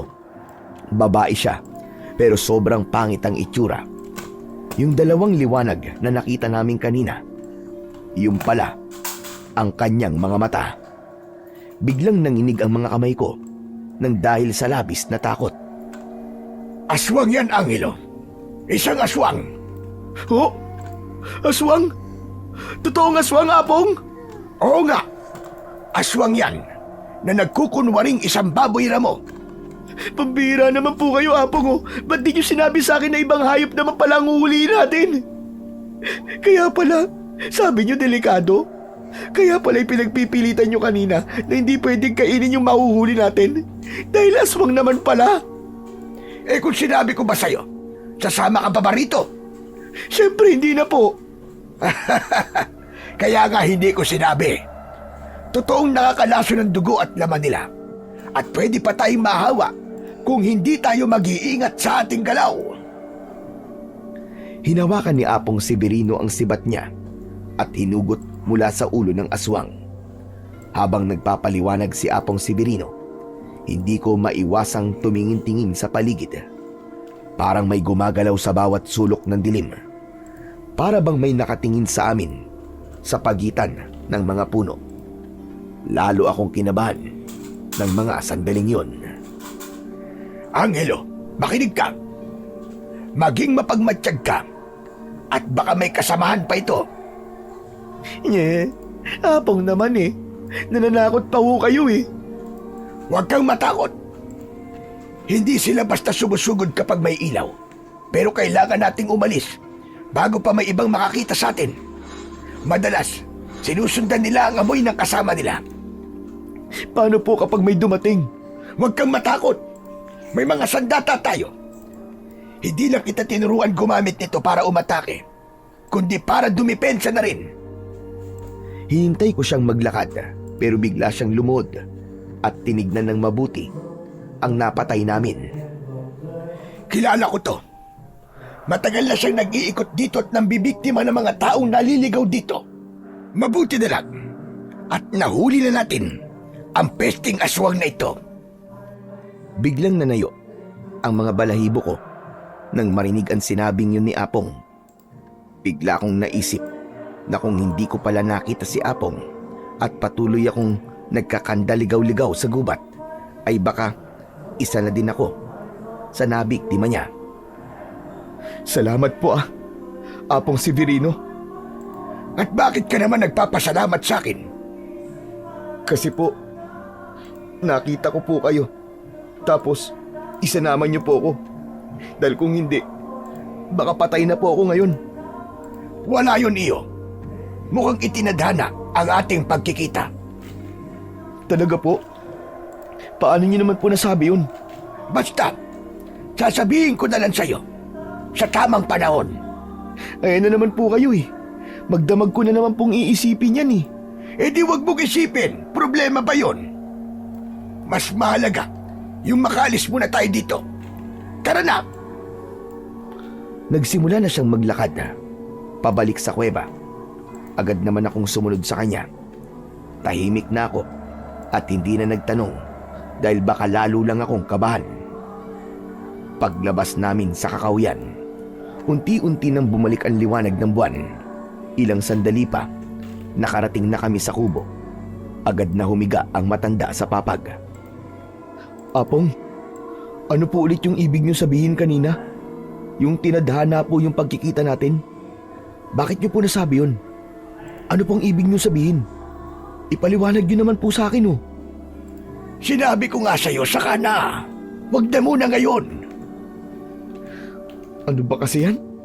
Bakit hindi niyo pa po sabihin ngayon eh? Baka kung ano na naman po yan ha? Kinakabahan ako eh. Huwag kang kabahan. Sige na, matulog ka na. Napabuntong hininga ko. Halatang nabitin. Ang hirap niyo naman pong kausapin minsan, Apong Severino. Pag oras na, malalaman mo din ang lahat. Sa ngayon, magpahinga ka na. Huwag ka nang mangulit. Matulog ka na. Wala na akong nagawa. Humiga na lang ako at pilit natulog. Kinabukasan, nagising ako at nakita ko ulit si Apong Severino sa labas ng kuweba. Abala na naman siya sa kanyang ginagawa. Nakaupo siya sa isang bato, bahagyang nakayuko at may hinahasang 2 itak na kulay pilak. Umupo ako sa tabi niya. Oh, gising ka na pala, iyo. Opo, Apong. Apong, bakit po pala kayo naghahasa ng itak? Saan niyo po gagamitin yan? Huminto siya sa paghahasa. Itinaas niya ang 2 itak. Tinitignan ang mga talim kung okay na ba. May naaamoy akong panganib. Panganib? Ano pong klaseng panganib, Apong Severino? Pinagpatuloy niya ang paghahasa, pero mas mabagal na, mas maingat, at mas may indayog. May isang grupo ng mga aswang na gumagala ngayon at nagbabalak na maggasik ng lagim. Talaga po? Saan po sila mag-aasik ng lagim? Alam niyo po ba? Hindi ko pa alam sa ngayon. Naku, baka naman naaamoy na nila yung dugo nung napatay nating aswang. Hindi rin ako sigurado kung yun nga ang dahilan. Apong Severino, ano pong gagawin natin? May plano po ba kayo? Hindi niya ako kagad sinagot. Binalot niya ng puting tela ang mga itak at sinimulang dasalan. Pagkatapos ay tumingin siya sa akin. Angelo, kung sasabihin ko bang bumalik ka na muna sa baryo nyo, papayag ka na ba? Hala, pinapalayas niyo na po ba ako? Ayaw niyo na po ba sa akin, Apong Severino? Teka, may nagawa po ba akong pagkakamali? Sorry na po. Hindi kita pinapalayas at wala kang nagawang kasalanan. Bakit po? Baka kasi may dumating na gulo dito at hindi ka pwedeng madamay. Hindi ka pa handa at ayokong mapahamak ka. Kung ganun pinapaalis niyo po ako kasi alam niyo pong mahina pa ako. Hindi naman. Pinapaalis kita dahil hindi ko hahayaan na mapunta ka sa gitna ng isang laban na hindi mo pa kaya. Alam kong matapang ka, pero hindi mo pa talaga sila kaya. Hindi ako nakaimik sa sinabing yun ni Apong Severino. Pero maya-maya lang ay may inilabas siyang kwintas mula sa kanyang bulsa.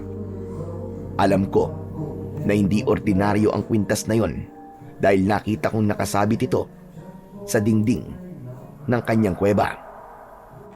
Ang hugis ng pendant o palamuti nito ay isang pendant na hugis bilog at itim na bato, pero may kumikislap na parabang maliliit na bituin. Heto, may ireregalo ko sa iyo. Isang amuleto. Para saan po yan, Apong? Isa tong makapangyarihang agimat. Kaya nitong matalo at sino mang masasamang nilalang, kahit gaano pa kalakas. Bigla ako napatitig sa kwintas. Para bang hinihigop ako nito. Parang nag-uudyok na kunin ko. Dahan-dahan kong itinaas ang aking mga kamay at kinuha yun. At sa oras na dumampi ito sa balat ko, may naramdaman akong mahinang kuryente na gumapang mula sa aking kamay, papunta sa buo kong katawan. Sige, isuot mo na iyo. Para sa iyo yan. Gantimpala ko sa iyo. Sinunod ko naman yun. Pero hindi ko inaasahan na may malakas na boltahe ng kuryente ang dumaloy sa akin dibdib. Hindi masakit, pero nakakabigla. Para bang nagising ang dugo ko. Napapikit ako ng mariin. Apong Severino, ano po yun? Hayaan mo lang. Tinatanggap ka lang ng agimat. Dahan-dahan ay humupa rin ang aking pakiramdam. Pagmulat ko, nakatingin sa akin si Apong Severino. Ang amuletong yan, hindi basta-basta pinapasa kahit kanino. Sa totoo lang, ikaw ang unang binigyan ko. Talaga po? Bakit po? Dahil may nakapagsabi sa akin na ikaw ang magiging tagapagmana ko. Ho, ako? Bakit naman po ako? Dahil itinadhana ng langit na magkita tayong dalawa. Nakikita mo naman, matanda na ako. Tapos wala akong anak. Sino ang pwede magmana ng lahat ng anting-anting ko? Ang lahat ng mga kalaman ko? Kung ganun po, ito na po yung sinasabi niyo sa akin kagabi? Tama ka. Kaya sana tanggapin mo.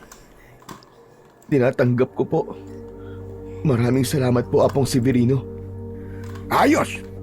At ngayong tinanggap mo na ang iyong agimat, umuwi ka na muna sa baryo kung saan ka nanggaling. Napakagatlabi ako sa sinabing yon ni Apong Severino. Agad na naramdaman ko ang inis at kaba. Kung yan po ang dapat kong gawin, sige po, gagawin ko, Apong. Salamat, Angelo. Salamat at pumayag ka. Tumango na lang ako, pero sa loob-loob ko, ito na nga siguro yon. Oras na para bumalik. Oras na para ipakita sa lahat kung gaano nila ako nasaktan. Hindi ko mapigilan na mapangiti dahil sa wakas ay maipapakita ko na sa kanila na hindi na nila ako pwedeng api-apihin, na hindi na nila ako pwedeng pagtawanan at pagtulungan. Gaganti ako, lalong-lalo na kay Medusa. Naramdaman ko ang matinding galit nang maisip ko ang pangalan ng babaeng yon. Naalala ko kasi yung pang-aapi niya sa akin at yung paggawa niya ng kwento para saktan at kamuhian ako ng mga tao. Magugulat sila sa pagbabalik ko. Hindi na ako isang busabos ngayon. Isa na akong antingero. At hindi lang basta antingero, kundi may agimat na kayang magpaluhod ng sinuman. Napapikit ako at bumuntong hininga. Sa loob ko, unti-unting lumalakas ang tibok ng puso ko dahil sa galit na ilang araw ko nang kinikimkim. Babalik na ako ng baryo at hindi na nila makikilala ang Angelo na kilala nila noon. Umpisa na ng paghihiganti at umpisa na ng araw na mapapakita ko sa kanila kung sino ang taong dapat nilang katakutan. Iyo, ayos ka lang ba? Kanina ka pa bulong ng bulong ha? Ano bang sinasabi mo? Ho? Wala po, Apong. Kinakausap ko lang po yung agimat ko. Salamat po talaga dito ha. Sige po, Apong. Aalis na po ako. Maraming salamat po sa lahat. Teka, aalis ka agad-agad. Mamaya na, kakain muna tayo. Saka ihatid kita pagkatapos. Kailangan ko lang natapusin ang ginagawa ko. Kailangan masiguro na matatalas itong mga itak. Aanin niyo po ba yan, Apong? Para sa'yo talaga to. Ibibigay ko sa'yo ang 2 itak na to para magamit mong pandepensa ng sarili mo kung kinakailangan. Po? Talaga po, Apong? Oo naman. May basbas na mga albularyo ang mga itak na yan. Kaya gamitin mo sa tama at kabutihan. Gamitin sa tama at kabutihan? Ang ibig ko sabihin ay gagamitin mo lang yan para maipagtanggol ang sarili mo at ang ibang tao. Huwag mong gagamitin sa kalokohan at pansariling interes. Aba kung ibibigay niyo po sa akin, di salamat. Hayaan niyo po. Gagamitin ko po yan sa tama. Samantala, ilang sandali ang lumipas. Natapos din siyang maghasa ng itak. Muli siyang naghain ng bungang ugat. Medyo nagsasawa na din ako, pero kailangan kong kumain nun dahil kaya nitong magbigay ng lakas na siya kong kailangan. Matapos kaming kumain, agad siyang tumayo at muling naghabilin sa akin. Halika na. Ihatid na kita sa ibaba at baka maligaw ka pa at kung saan ka mapunta. Sige po, Apong. Tara na po. Nagsimula na kami maglakad pababa ng bundok. At nang makababa na kami, tumigil si Apong Severino at tinapik ang aking balikat. O paano? Hanggang dito na lamang ako, iyo. Salamat po sa paghatid sa akin, Apong. Pero Apong, tanong lang. Magkikita pa po ba tayo? Baka kasi hindi ko po masundan yung daan papunta sa kuweba eh. Magkikita pa tayo, huwag ka mag-alala. Di ba nga sinabi ko sa'yo na ikaw ang magiging tagapagmana ko? Hindi ko lang po kasi maintindihan kung bakit kailangan ko pang umuwi sa baryo. Pwede naman pong manatili muna ako doon hanggang sa matutunan ko po lahat ng gusto niyong ituro sa akin eh. Hindi ko rin maintindihan kung bakit iyo. Pero yung kasi ang ibinubulong ng hangin sa akin, kailangan kitang pauwiin. Hindi pa malinaw sa akin kung bakit. Ganun po ba? Oo, kaya sige na. Umuwi ka na muna. Mag-iingat ka. Tumango ako at hindi na sumagot. Nagsimula na akong maglakad. At nang malapit na ako sa baryo, hindi ko inaasahan ang makikita ko.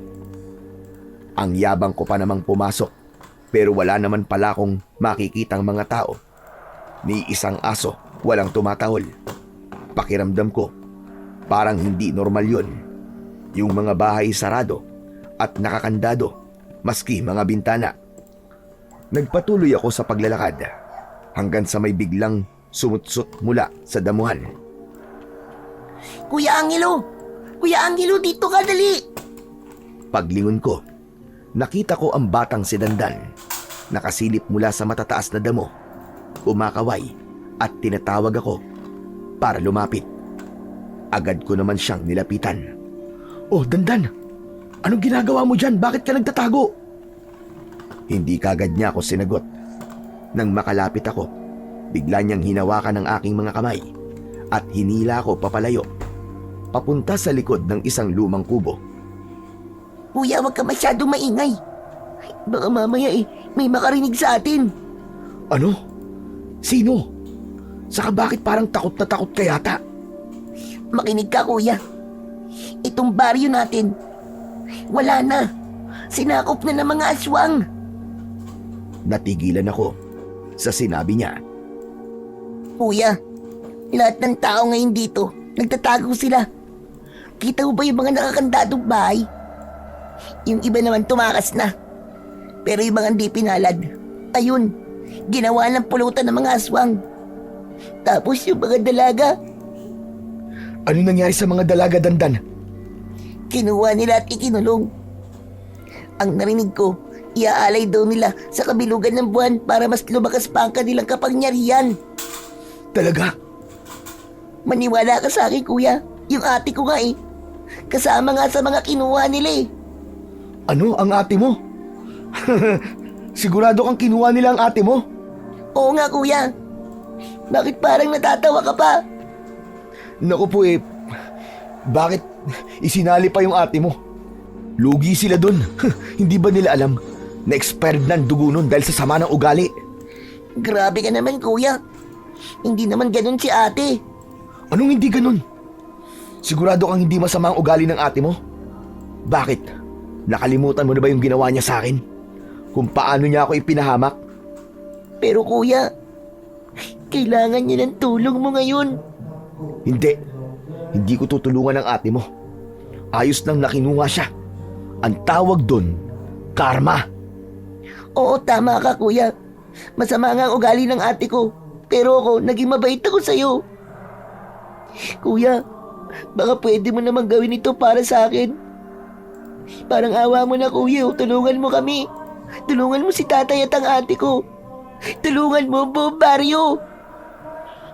Hindi ko gagawin yun. Hindi ko kayo tutulungan. Bahala kayo sa buhay nyo. Talaga bang ganyang katigas sa puso mo? Wala naman natitirang awa dyan? Lahat kami, kuya, nangangailangan ng tulong. Sa tingin nyo may magagawa ko? Bakit?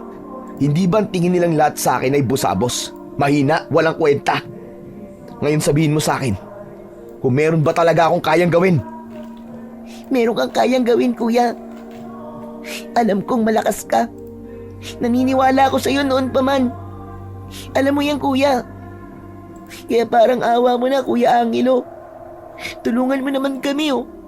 Dahil kung hindi ka tutulong, mamamatay silang lahat. Napalunok ako, pero hindi ko ipinalata. Nakatingin sa akin si Dandan. Tahimik na naghihintay sa magiging sagot ko. Hindi agad ako nakapagsalita. Nagtatalo ang isip sa dalawang bagay. Ayokong tumulong dahil gusto ko ngang magiganti, pero may kaunting konsensya na kumurot sa puso ko, lalo na nang makita kong nagsimula ng umiyak si Dandan. Parang awa mo na, kuya. Iligtas mo kami. Iligtas mo kami sa kamay ng mga aswang. Anak ng putya naman, oo.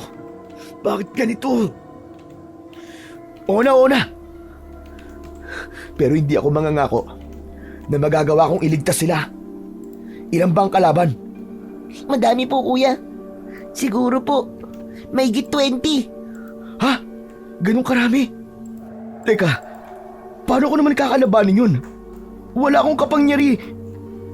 Natigilan ako nang bigla kong maalala ang kwintas na ibinigay sa akin ni Apong Severino. Meron pala akong kapangyarihan na pwede kong magamit sa oras ng pangangailangan. At napatingin din ako sa hawak kong 2 itak. Parang biglang umalingaw-ngaw sa pandinig ko ang sinabi ng matanda sa akin na gamitin ko yun bilang pangdepensa sa aking sarili kung kinakailangan. Sige na. Huwag ka nang umiyak dyan. Gagawa tayo ng paraan para mailigtas ang ate mo. Talaga? Salamat po, Kuya Angelo. Ang bait mo talaga. Dinala ako ni Dandan sa isang abandonadong bahay malapit doon sa baryo. Doon pala nakatago ang ilang mga kababaryo namin. Pagpasok ko, agad silang tumahimik. Tumayo ako sa gitna nila at huminga ng malalim. Anong plano nyo?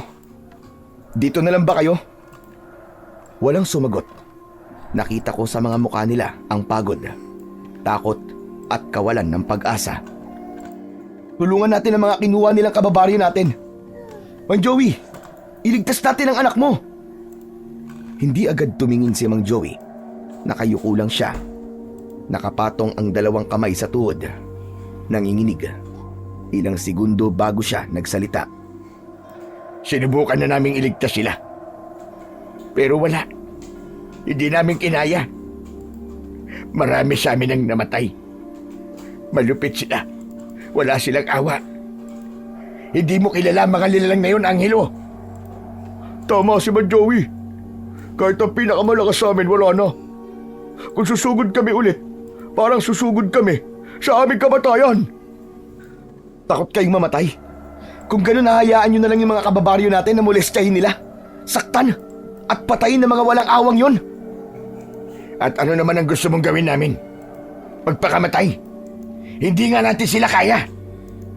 At sino lang ang kaya mo, Man Joey? Ako. Ako lang ba ang kaya mo, Man Joey? Manahimik ka, Angelo. Ngayon ko lang napatunayan na isa ka palang duwag. Ang kaya mo lang ay ang mga mahihina, ang hindi lumalaban sa'yo. Biglang napakbang si Mang Joey. Agad niya akong kinwelyuan at halos magdikit na ang mga mukha namin.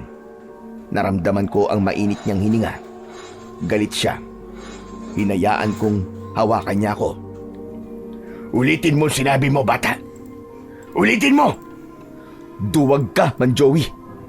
Nanginginig ang mga kamay ni Man Joey. Kita ko sa mga mata niya ang sakit, galit at hiya.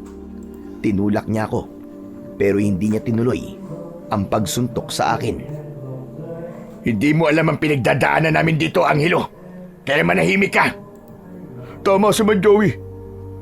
Huwag kang magtapang-tapangan, Angelo, dahil hindi mo alam kung paano nilapan ang mga aswang na yon, ang mga kasamahan namin. Para kaming mga walang kwentang hayop sa harap ng mga aswang na yon. Alam ko ang pinagdadaanan nyo. Katulad lang din yan ng ginawa nyo sa akin noon. Natigilan sila at walang nakapagsalita.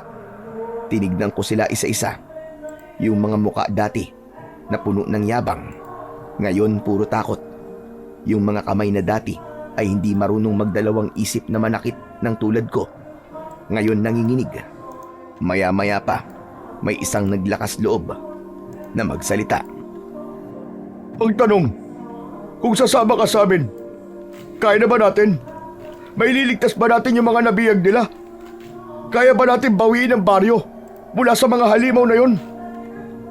Walang masama kung susubukan natin. Susubukan, Angelo. Hindi ito isang laro. Buhay ang nakasugal dito. Isang maling hakbang. Tapos tayong lahat.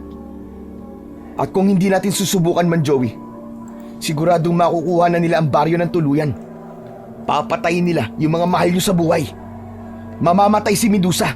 Mamamatay ang anak nyo. Muling natahimik ang lahat. Pero tulad kanina, wala pa rin kumikilos. Takot talaga sila. Ayaw na nilang lumaban. Sige, kung ayaw nyo akong tulungan, ayos lang. Ako na lang mag-isa. Pagkasabi ko nun, may biglang lumapit sa akin. Maraang hinawakan niya ang laylayan ng damit ko. Ako po, kuya. Sasama po ako sa iyo, Kuya Angelo. Kung takot sila, ako po hindi. Sigurado ka ba, Dandan? Pero delikado ang laban na to para sa'yo. Masyado ka pang bata. Baka bago natin makita ang ate mo, mapatay ka na nila. Hindi po ako natatakot. Basta't kasama kita, kuya. Naniniwala akong hindi mo ako pababayaan. Sa huli, pumayag na din ako na isama siya. Walang nagawa si Mang Joey kahit ilang beses pa niyang pigilan ang bunso niyang anak. Pagsapit ng gabi, bumalik kaming dalawa sa baryo. Nagkubli kami sa dilim. Dahan-dahang lumapit hanggang sa nakita na namin ang mga biyag. Nasa plaza sila, nakagapos at kasama doon si Medusa. Sumisigaw siya na walang preno ang bibig. Kahit kailan talaga, yung bibig ng ate mo walang tigil. Hindi niya magawang maitikom. Kawawa yung mga aswang, oh. Kuya naman eh. Nagawa mo pang magbiro eh. Totoo naman eh. Kuya, ate ko pa rin yun. At doon ko naisip na kailangan ko nga magseryoso. Hindi ito panahon para magpatawa. Nakasalalay sa mga kamay ko ang buhay nila. Paglapit namin sa may gilid ng plaza, doon ko nakita yung pulutong ng mga aswang. Mga nasa 20 sila. At sa gitna nila, may malaking bilog na ginuhit gamit ang dugo. May leader sila na siyang naroon sa loob ng bilog at nagdarasal. Malinaw na nagsasagawa ng ritual. Maya-maya pa, nag-utos ang leader na kuhain ng isang babaeng nakatali. Nang madala siya sa gitna ng bilog, bigla itong sinakmal ng aswang sa balikat ni hindi nagawang sumigaw nung biniktima niyang babae. Namatay ito, nadilat ang mata. Hayop kayo! Mga demonyo! Tama na! Ayoko na dito! Ayoko na! Tulungan niyo ako! Naawa ako sa kanila. Totoo, sobrang awa ang nararamdaman ko. At hindi ko inaasahan yun. Kaya pala ako binigyan ni Apong Severino ng agimat at tinuruan sa paggamit ng sandata. Hindi para magiganti. Hindi para ipamukha sa lahat yung pinaggagawa nila sa akin noon. Ang misyon ko ay iligtas sila. Kuya, si ate! Naalarma ako nang marinig ang sinabi ni Dandan. Nakita kong kinakaladkad ng 2 aswang si Medusa papunta sa bilog. Pilit siyang kumakawala. Halos mawalan na ng boses. At sa sandaling yon, naramdaman kong kumapit si Dandan sa damit ko. Kuya, tulungan mo ang ate ko pakiusap! Dito ka lang. Huwag kang lalabas kahit na anong mangyari, ha. Naiintindihan mo? Pero, Dandan, dito ka lang. Dahan-dahan siyang tumango. Pagkatapos nun, mabilis akong humakbang palabas sa pinagtataguan namin. Tumakbo ako, papunta diretso sa leader na nasa gitna ng bilog. Ngunit bago pa ako makalapit, 2 aswang ang humarang sa akin. Agad kong napatamaan ng mga yon sa kanilang tiyan. Umungol sila at napaatras. Nakapasok na ako sa loob ng bilog at ilang pulgada na lang ay maaabot ko na ang pinuno. Pero bigla itong lumipad. Agad na sumunod ang kanyang mga alagad. Nabigla ako pero hindi ko na sila hinabol. Kuya, ang galing mo! Mamaya na tayo magbulan, Dandan. Tulungan mo akong pakawalan ng mga biyag, bilis! Kaagad kong kinalagan ang mga tali ni Medusa at ng iba pa. Akala namin tapos na. Akala namin umatras na ang mga aswang, pero hindi pa pala. Bumalik sila at mas marami pa kaysa kanina. Sabay-sabay silang lumapag sa lupa. Agad namang inilayo ni Medusa ang kapatid niya. Nagtago silang 2. Agad akong naganda gamit ang 2 itak. Sinalubong ko ang mga unang aswang na sumugod. Tinaga ko sa braso at sa leeg. Sunod-sunod ang pagsugod. 2 pa ang lumapit. Umikot ako at tinaga sila ng magkakasunod. Pero habang tumatagal, nakaramdam na ako ng pagod. Hindi ko na kaya to. Medyo natumba ako nang umatake ang isa pa. Naabot ako ng mga kuko niya at tinamaan ako sa balikat. Halos mapasigaw ako sa sakit. Bigla ko napaluhod. Binitiwan ko ang mga itak. Ngunit ng sandaling yon, biglang may narinig akong malakas na sigaw. Tumayo ka dyan! Hindi pa tapos ang laban! Nakita ko si Apong Severino na nakikipaglaban sa mga aswang gamit ang kanyang sibat. Tapos ay nakita ko sa likod niya si Mang Joey. May hawak silang mga sandata at tumutulong sa pakikipaglaban. Dahil doon, nagkaroon ulit ako ng lakas ng loob at sumugod sa mga kalaban. Sabay kaming umatake hanggang sa ang natira na lamang ay ang kanilang pinuno. Walang hiya ka! Dito mo pa talaga piniling magasik ng lagim, ha? Pero tapos na to ngayon. Babawiin ko na ang baryo namin. At sinisiguro ko na walang isa sa inyo ang muling makakabalik pa dito. Tatagain ko na sana yung aswang pero bigla siyang lumipad para tumakas. Mabilis siya pero mas mabilis si Apong Severino. Agad siyang nakalapit sa akin at iniabot ang sibat.